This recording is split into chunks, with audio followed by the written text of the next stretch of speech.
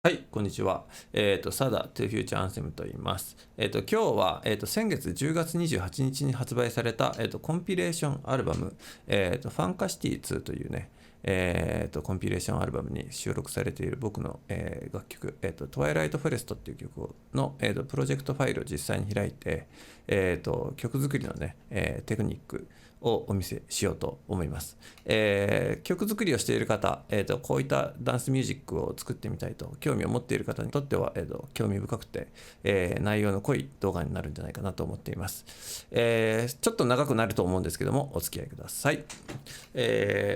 それでは、最初に曲を流す前に、簡単に、曲について説明すると、聞いていただいた方にはもう説明の必要もないと思うんですけども、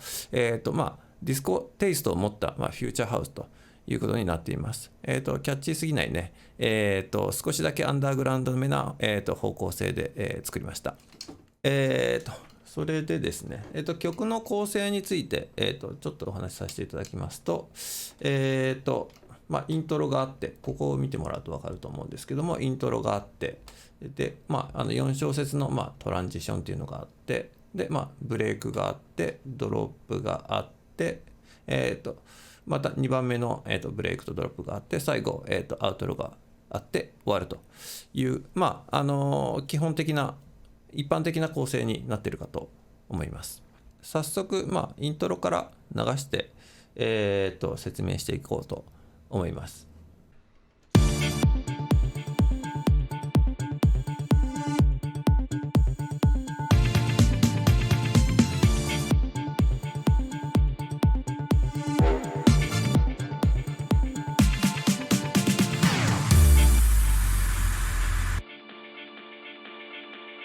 という風な感じになっているんですけども、ちょっとディレイが、はい、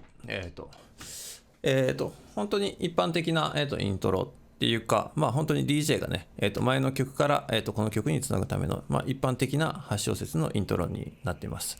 ここで一番目立つのが、ディスコっぽいヒットの音になると思うんですけど、ちょっと待ってください。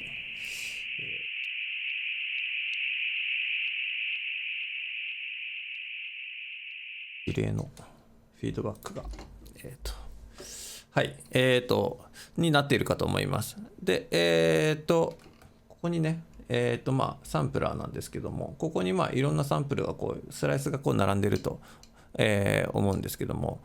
これについてはね、次のブレイクのところで改めて、説明、しようと思います。このディスコのループなんですけども、最後のところにね、最後の8小節目のところなんですけども、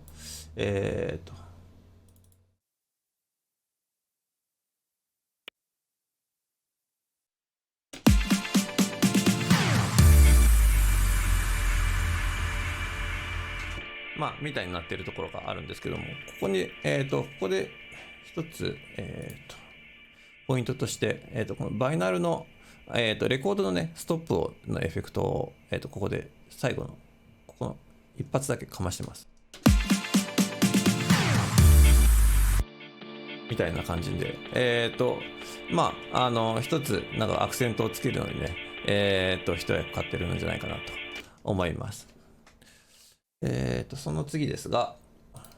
303っぽい、アルペジエーターなんですけども、これはスパイアで作ってます。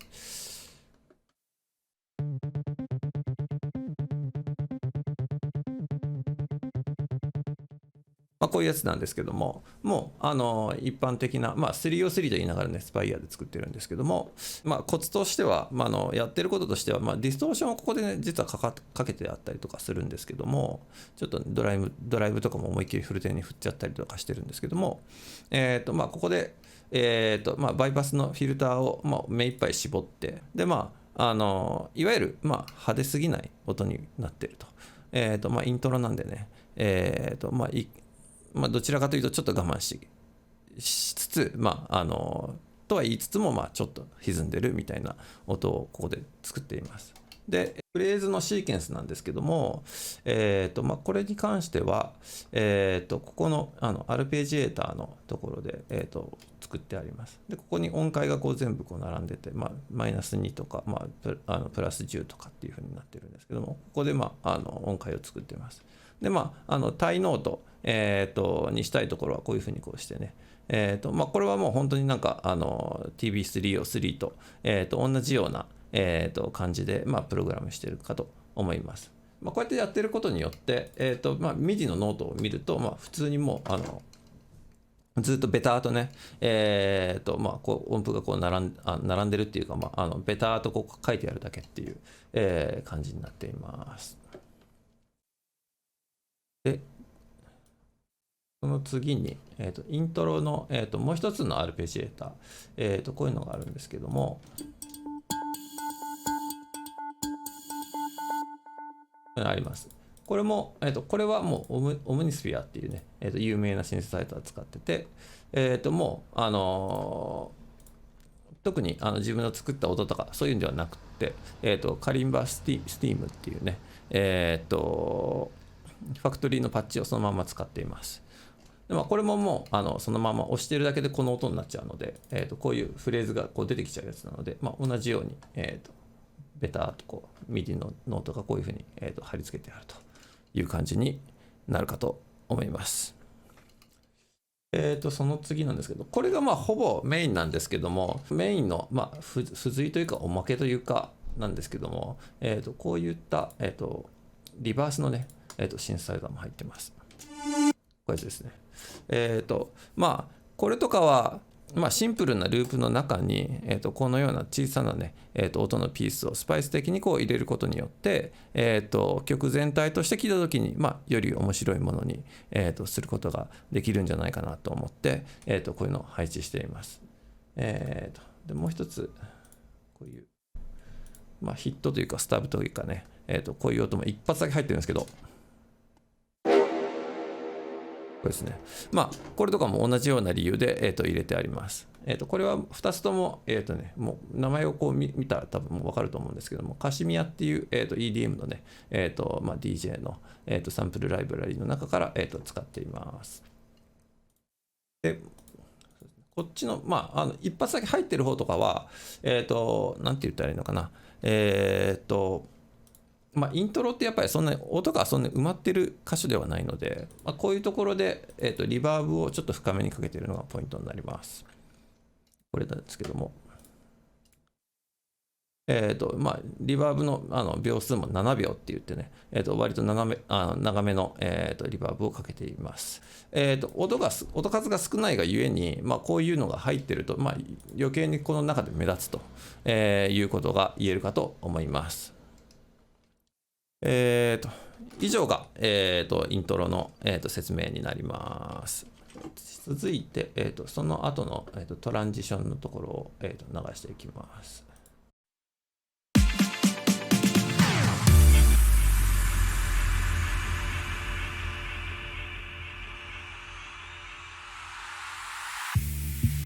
この、4小節のね、トランジションなんですけども、これはもうイントロから次のブレイクに入るための、クッションと、いう解釈で、入れて作ってあります。ドーンとこう、こういうサウンドエフェクツで、効果音で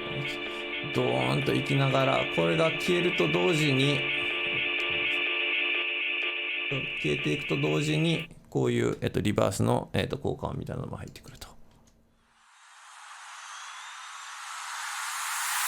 ですね。こういう風に入ってくると、これがいわゆるなんか次の、セクションに行きますよみたいなこう合図のように、なっているかなと思います。で、本当にドーンっていうダイナミックなアグレッシブなね、音と、その後でこうそれが消えると同時にこう繊細な音のこのリバースの音がね、入ってきて、異なるその対照的なものが一曲の中に入っていて、そこが、僕も、この、EDM っていうねジャンルの大好きなところであって、そこにはすごく、こだわって作っています。もう一つ、説明するとですね、でここの、ディスコのさっきのヒットなんですけども、音がこれしかないので、このリレーのフィードバック、この例になるんですけども、これも、オートメーションをかけて、多少、フィードバックするようにしてからで、それから戻ってきて、でここら辺に来るところまでには消えるような感じで、オートメーションを書いてます。こんな感じですね。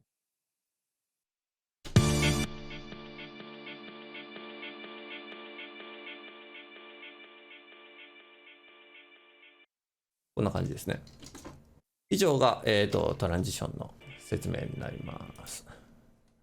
はい。じゃあ、次に、ブレイクなんですけれども、ここが、いわゆるディスコのループがメインになってくるところになります。じゃあ一回流します。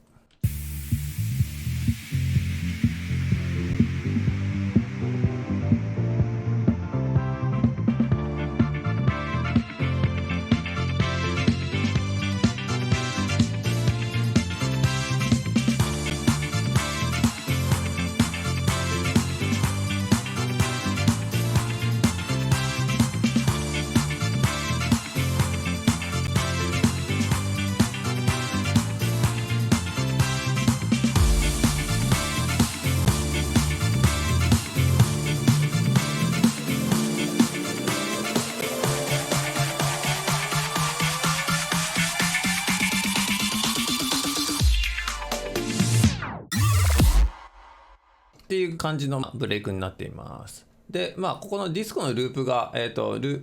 本当にメインになると思うんですけれども、このディスコのループ、なんかどっかがサンプリングしたのとかって、聞かれたりとかすることもあるんですけども、これはサンプルしたように聞こえるんですけれども、実は自分で作ってあるもので、その、トラックが、ここに、隠れています。でこれを開くと、こういう風になってて、でこのループの、中身が全部、ここの中に入っています。4小節のループなんですけども、順番に説明していくと、ドラムなんですけども、これも一般的なそのディスコの、ドラムパターンを、打ち込んであるというものになります。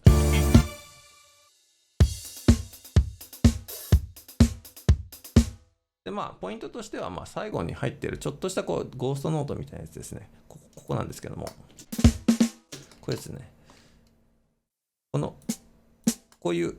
ちっちゃなピースなんですけども、細かいんですけども入ってると、こういうのが入ってるとちょっとこう人間が叩いてる風な感じを、再現できるんじゃないかなと思います。これが入ってないと、例えばこういう風になります。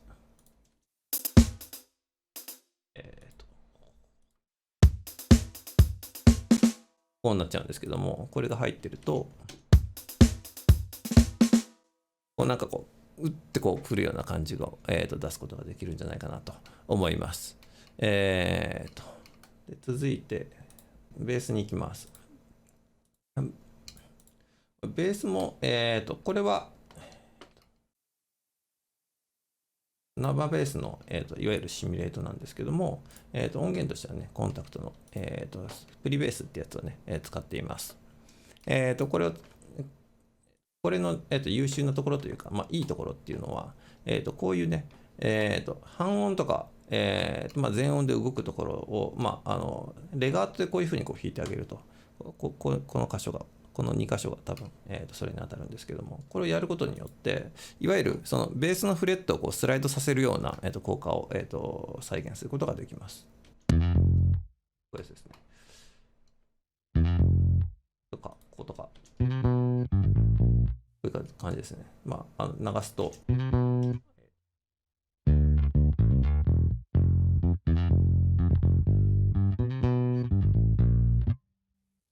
みたいな感じで、こういうのが入ってると、生の演奏みたいに、聴かせることができるんじゃないかなというふうに思います。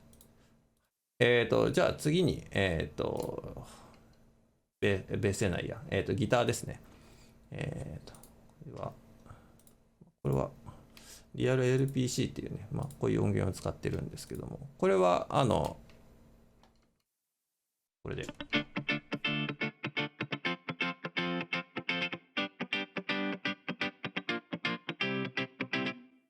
こういう風になってて、ポイントとしては、いわゆる目指すところっていうと、やっぱりナイル・ロジャースみたいなカッティングみたいなやつを、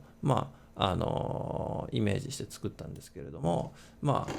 この手の、ジャンルっていうのはキレがやっぱり大事になってくると、思うんですよ。で、それをちょっと再現するために、ここのねタイミングっていうところでここのリリースタイムっていうのがあるんですけども、ここ普段は多分 100% になってると思うんですけど、ちょっと短めの今 74% っていうね、こういう感じになっています。これが多分 100% だと、これだと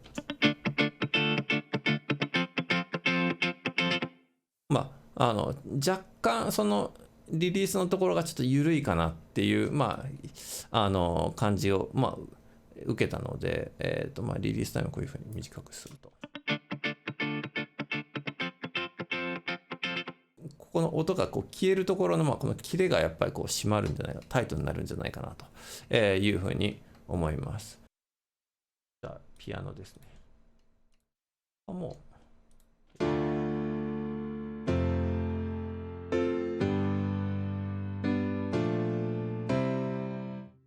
いう風になってて、これはもう本当になんてことない、本当にピアノの、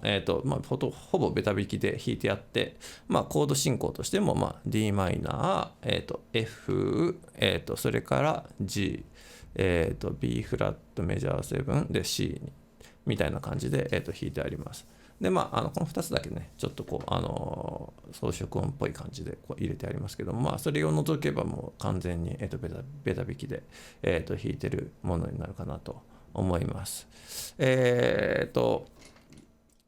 ポイントとしては、よく見てもらうと分かるんですけども、これクオンタイズを、思いっきりその100% でかけてないっていう、こことか見てもらえると分かると思うんですけども、ここはグリッドだとすると、ここからちょっとずれてると。こことかも、ズームしていくと、ここはグリッドなんですけども、結構ばらけていると。いうふうになっています。これはリアルタイムで弾いたものを、いわゆるクオンタイズをかけるときに、こういう感じで、アマウント、ちょっと今33になってますけど、ちょっと何%でやったのかはちゃんと覚えてないんですけども、100% ではなくて、50% だとか、30% であるとか、きっちりとコンタイズしないと、いう感じに、設定してからコンタイズしたものであるということですね。じゃあ次に、フォンの、説明に行こうと思います。これも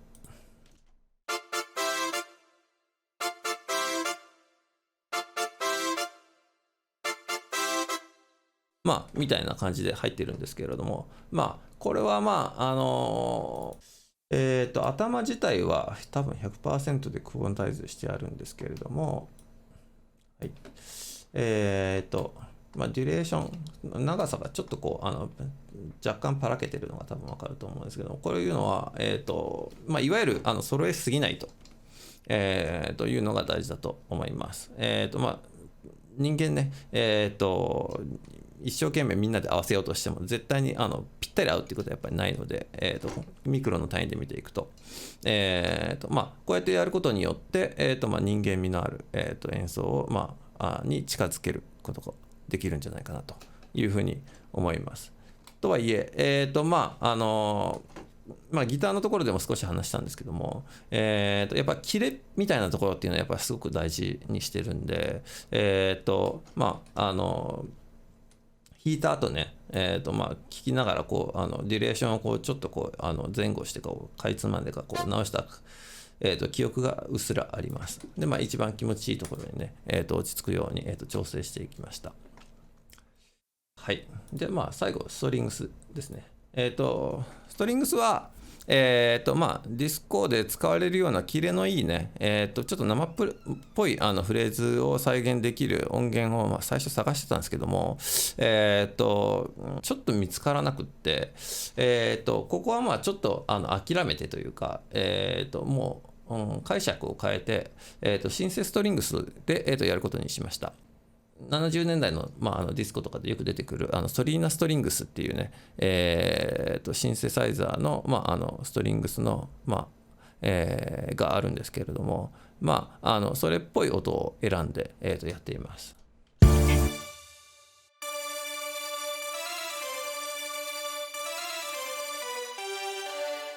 ていう感じですね。特にアタックのところですね。これが結構パチンとこう出てくれるんで、この音を選びました。で、70年代の、ディスコの、ストリングスで、ポイントとしては、特にその生弦でやってるところを、曲を聴いてもらえると分かると思うんですけども、70年代のディスコって、ストリングスがもうほぼオクターブのユニゾンで作られてるんですよ。で、これはシンセストリングスなんですけども、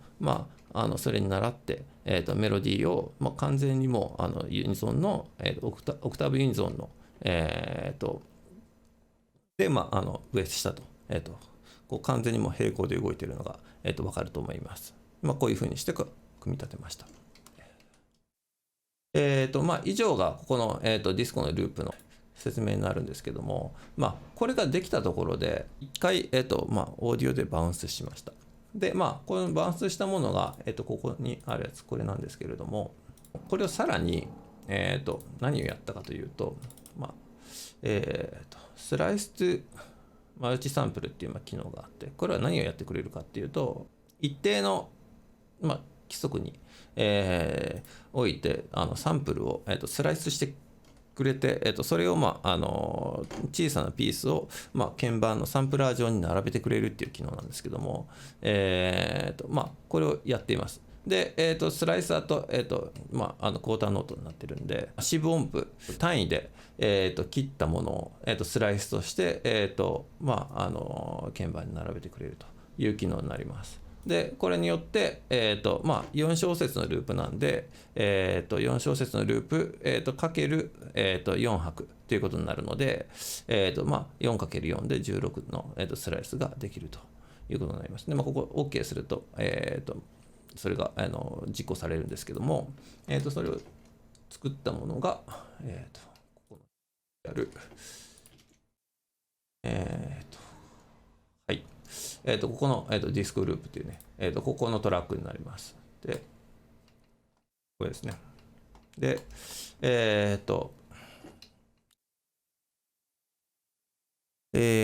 ですね。そうですね。これになります。で、ローで鳴らしているところはもうそのまんまさっきのオーディオここに貼り付けてあるんですけれども、組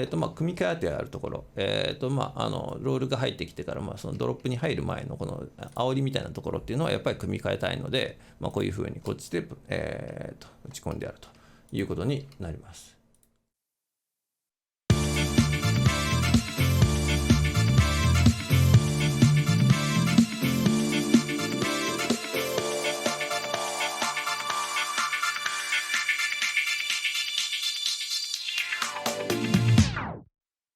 っていうことになりますね。ここでポイントとしては、最初のところで、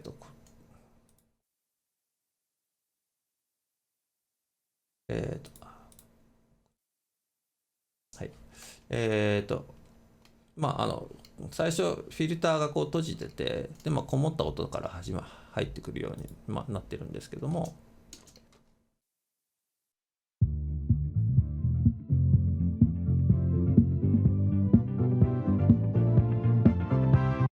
いうふうになってるんですけれども、で、開き切ったところで、最後、ロールのところに入るところで、ここで、ですね、ここですね。ここの例を見ていただくと分かると思うんですけども、フィルターのタイプが、ローパスから、ハイパスに変わっているというところですね。これがポイントになります。ここはもういわゆる高音カットして、こもっているところからどんどん地上に上がってきたということになるんですけども、今度は、その足元っていうか、そのローの、成分がどんどん消えていくような、オートメーションをここで書いてあります。で、ここを流すと、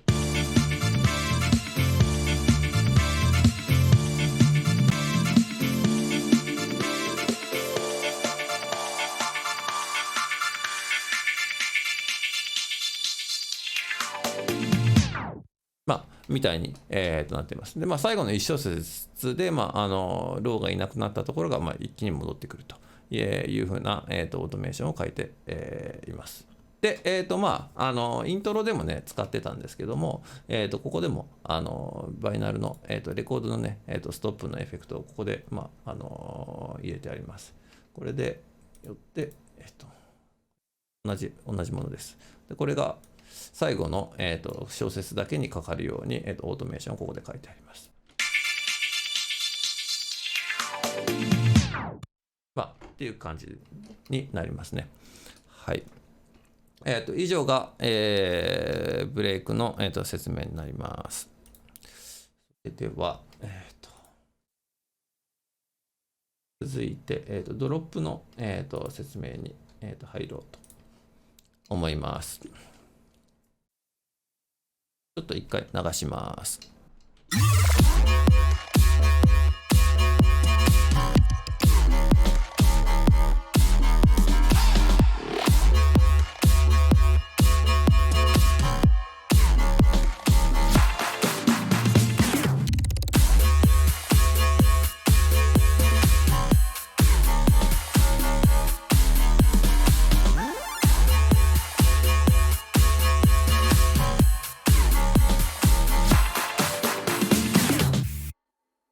っていう風な、ドロップになります。ドロップは、ここの、セクションっていうのは、いわゆるサウンドデザインっていう、意味において、とても、テクニカルなパートになるんじゃないかなと思います。いわゆるここのベースがメインなんですけども、このミディデータとか見てもらうと、ほぼなんてことない、もう同じ音をほぼこうやってこう入れてやるだけみたいになるんですけども、それがゆえにやっぱりこの音がないと、成り立たないと、いうことに、なるかと思います。でそのベースの音なんですけれども、これ多分一つの音のように聞こえてるんですけども、実はですね、3つの音を、レイヤーして作られて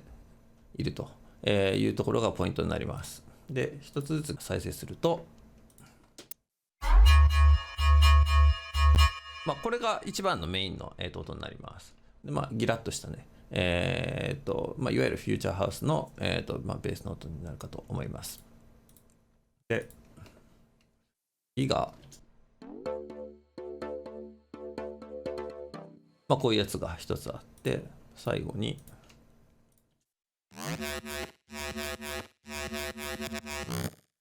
っていうような3つの相異なるその音が一つになってこの音になっていると。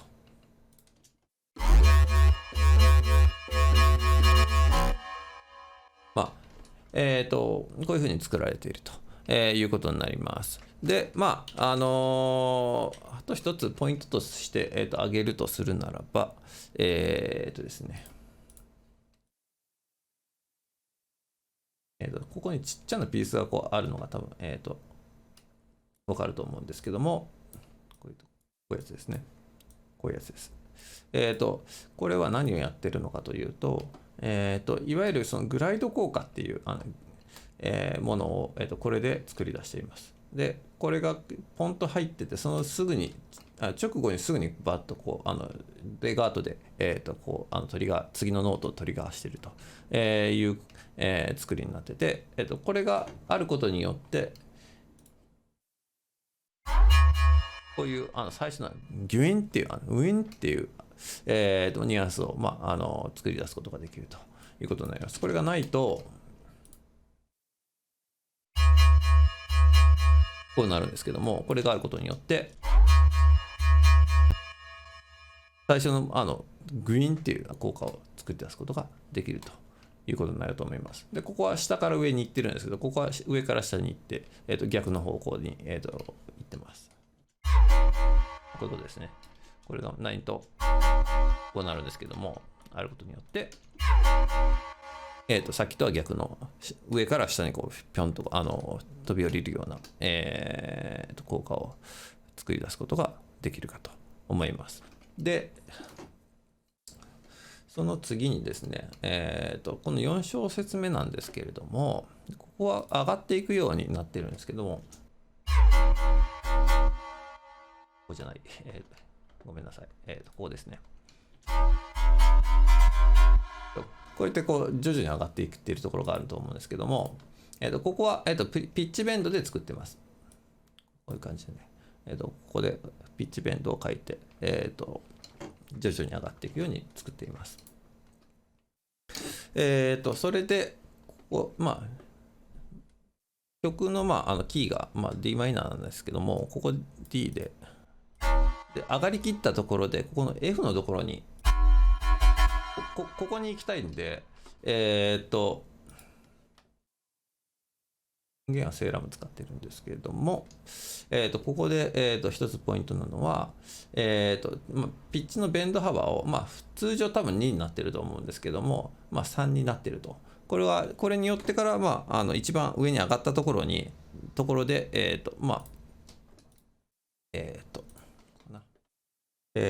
一番上がりきったところで、この F の音に到達することができると。で、プラス2だったら右のところに、違いました。ここですね。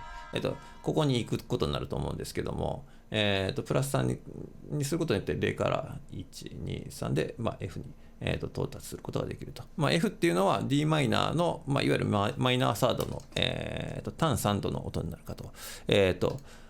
思いますので、そういうふうに、設定してあります。で、これ3つレイヤーしてあるんで、これ1つで、次の2つ目も同じように、プラス3にここしてあって、で、3つ目のレイヤーも同じようにここを開いてもらうと3になっていると、いうことになります。はい。このベースが、本当に基本となって、イントロでもね、お話ししたんですけども、ドロップでもね、いわゆるその、スパイスとなるようなこうエッセンスをおっと燃えるような、瞬間を作りたいので、一瞬だけ出てくるようなね、音が、いくつかあります。それを順番に説明していきたいと思います。どこだですね、これとかかな。一番最初に出てくる一番強烈なやつがありますね。これですね。これです。これですね。これはサンプルなんですけれども、僕がね、すごく敬愛するバーチャルライオットっていうね、ドイツの、DJ、プロデューサーの、作った、サンプルのライブラリーの中から、使っています。これも一瞬こう入ってドロップに入った瞬間にこういうのがいきなりボンとこう来ることによってかますじゃないんですけどもちょっとしたこう驚きみたいなのを与えようという趣旨で配置しています。でその他に入ってるものといえばこれなんだろう、こういうやつですね。これはこういうやつですね。こういうのが入ってたりとか、その次こういういわゆるフィルターが閉じてるところからいきなりポンとふわっとこうくるような、効果を狙ったものであったりとか、これかな、これとか、はい、これも4小節目の4拍に1回だけ出てくるだけなんですけども、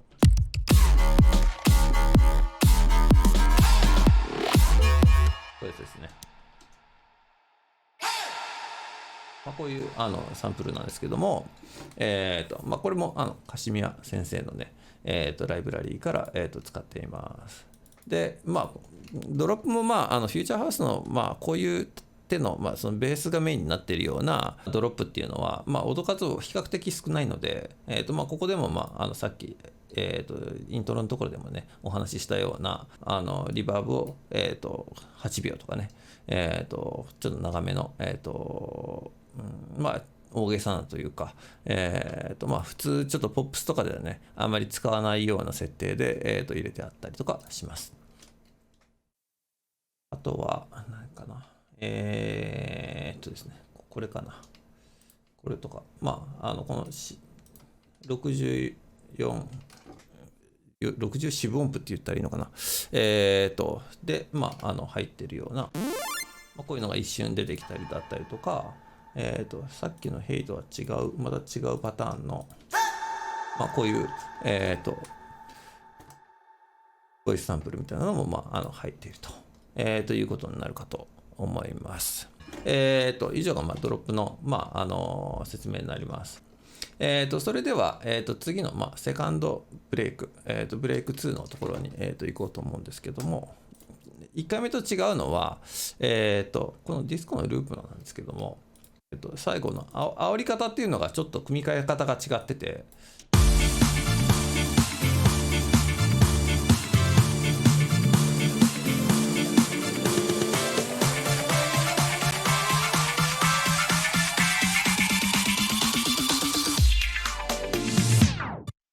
みたいな感じになってますね。ここが違うだけで、あとは一緒だと思います。はい。これは1回目のそのブレイクとはね、多少違う、バリエーションをここで作りたかったということですね。で、2回目のドロップ、ここも同じような感じになります。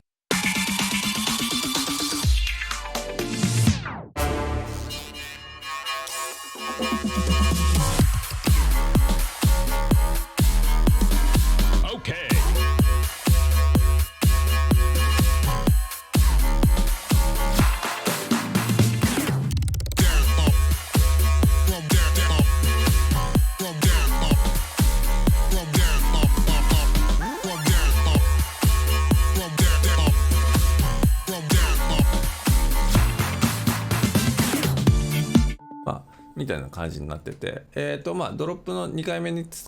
関しても、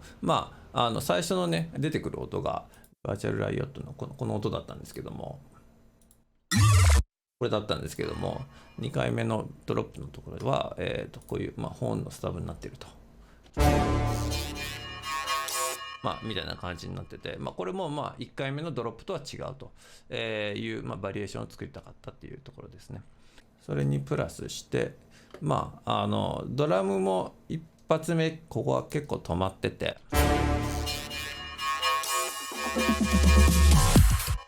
本当にドラムがこうボンと入ってくるのがここの3小節目の1、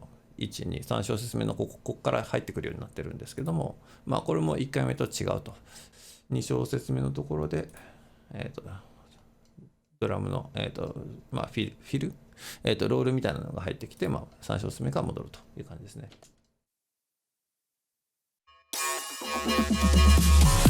こっちか。こういうことですね。ということになります。これも同じような理由ですね。これももう1曲を通じてここにしか1回しか出てこないような、トラックになります。で、後半のところですね。ここが後半のところもボーカルのグリッチっていうのがこう入ってて、こういうやつですね。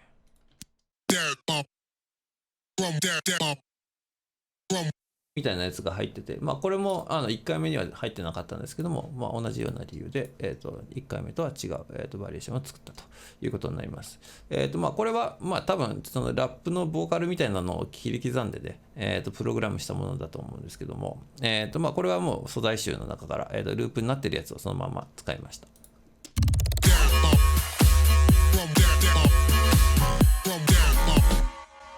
みたいな感じですね。以上がセカンドドロップ、2回目のドロップになります。で、最後、アウトロのところに入るんですけども、またディスコのループが入ってくるんですけども、ここもまた組み方がちょっと違うというふうになってます。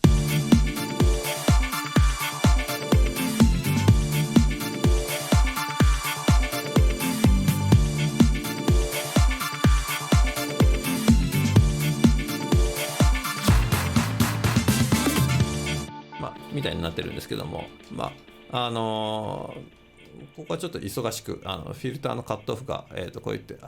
開いたり閉じたり開いたり閉じたりっていうのをね、ここでオートメーションで書いてあります。で、他の箇所とは、組み方がまた違うというパターンがこういうふうに出てきて、で、最後のエンディングに向かっていくわけなんですけども、最初のね、イントロのところでも使ったこの303っていうのはね、ここでも出てきます。で、オムニスフィアのね、アルペジエーターっていうのもここでまた、再度登場することになります。で、ここもその本当にアウトロ、エンディングに向かうためのトランジションみたいな、感じなんですけども、一気にここにいわゆるその音が割とスカスカのところに入る前の一つのクッションみたいな感じで8小節が、あるかと思います。でここの8小節が終わったところで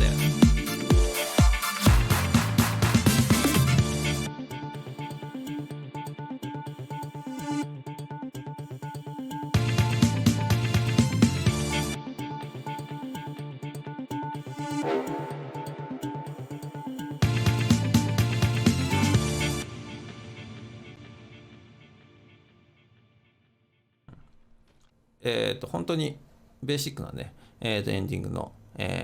構成になっているかと思います。で、最後のね、上げるとするなら、最後、リバーブでこう飛ばしてあると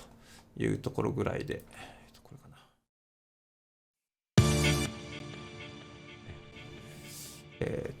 トメーションのレーンがちょっと多すぎて、どれがどれだか分からなくなってい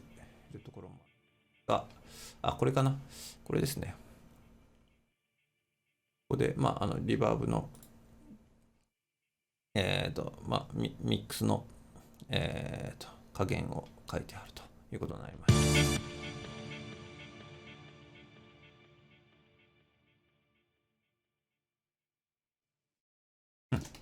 ということになります。駆け足で、ポイントとなる箇所を説明してきたんですけども、いかがだったでしょうか。見てくださった方のね、曲作りのヒントに、なってくれれば、幸いです。そしてね、もしこの曲に、興味を持って、コンピレーション CD を聴いて、みたいという方がいらっしゃれば、説明欄の方に、リンクを貼っておきますので、購入して、聴いてみていただけると、嬉しいです。僕以外のね、曲も本当に、素晴らしい曲ばっかりなので、おすすめです。それでは、